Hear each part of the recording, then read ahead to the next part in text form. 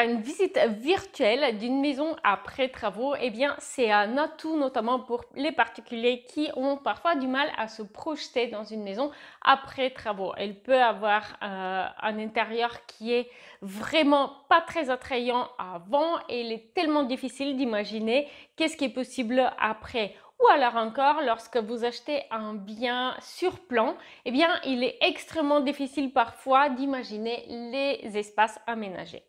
Dans cette vidéo, vous allez voir comment la visite virtuelle à l'intérieur de la maison peut vous aider à vous projeter mieux. Notamment, avant de poursuivre, je vous invite à télécharger votre copie de la checklist rénovation, un document sur une page qui vous donne la vision claire dont vous avez besoin pour avancer concrètement dans votre projet.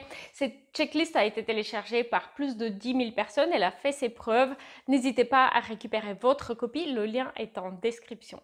À titre d'exemple, on va faire le tour d'un appartement et on va faire donc une visite virtuelle. Ici, on se situe au niveau de l'entrée et on va visiter le salon et la cuisine de cet appartement. Et par la suite, on va visiter aussi les autres pièces et vous allez voir comment on a vraiment l'impression d'être à l'intérieur. C'est vraiment beaucoup plus facile de s'imaginer à quoi ça va ressembler une fois les travaux réalisés. Donc, il y a un niveau de détail pour le mobilier, bien sûr, mais pas seulement. On voit bien aussi les éclairages, les différentes matières, le détail de mobilier. Donc, c'est vraiment beaucoup plus facile de s'imaginer dedans, notamment par le fait de voir une vidéo plutôt que de simples images.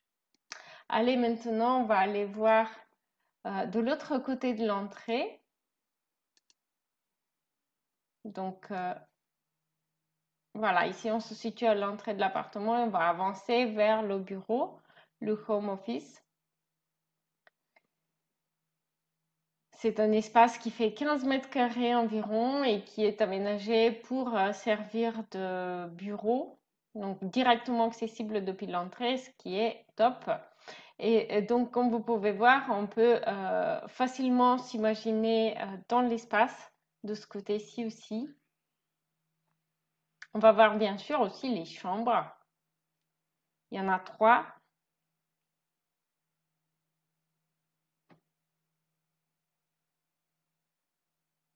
Là, de l'autre côté, vous voyez le salon qu'on a visité en premier. Allez, on va voir une des premières chambres. Ici, vous voyez bien, on se situe une fois de plus dans le salon. Et on va donc visiter cette chambre, qui est celle qui est la première à gauche, juste avant l'entrée que vous avez déjà visitée. C'est pratique quand même, hein, on s'y retrouve facilement, je trouve. Bon, là, j'ai pas réussi à faire bouger la porte, vous allez m'excuser. Donc là, on a une chambre qui est aménagée de manière très légère avec du mobilier très lumineux, des couleurs fraîches. Vraiment, elle met de bonne humeur, je trouve, cette chambre qui fait 17 mètres carrés environ, qui a son dressing et une grande coiffeuse qui comporte pas mal de rangements également. On va sortir de la chambre et on va aller voir les autres chambres, donc notamment, hop, nous voici encore une fois dans le bureau que vous avez visité. En fait, il aurait fallu que je vous fasse visiter d'abord la chambre et ensuite le bureau. C'était la suite, l'enchaînement naturel pour la visite virtuelle, mais c'est pas grave. Et donc ici, on a une chambre d'amis qui est aménagée un peu dans un style contemporain, un peu comme une chambre d'hôtel. Vous allez voir de l'autre côté, donc là c'est assez chic, on a une belle porte-fenêtre qui donne sur un balcon. Et de l'autre côté, la tête de lit, elle fait vraiment penser à un aménagement d'hôtel plutôt chic. Je trouve qu'elle est très sympa, très simple. Ici, on a aussi un placard de rangement.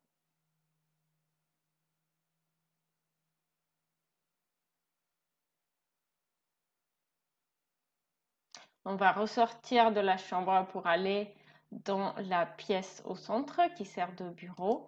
Et là, on va aller voir la troisième chambre de l'appartement qui est à partager entre deux ados, deux filles. qui vont partager la chambre pendant les vacances scolaires. Donc là, vous pouvez voir, il y a un effet cabane avec les tasseaux en bois, des étagères pour chacune, pour mettre ses livres, ses doudous, lunettes, bouteilles d'eau, etc. Et puis les lits donc en L, et puis deux petits bureaux, oups, on est rentré dans le placard, je crois bien, et deux petits bureaux qui sont assez pratiques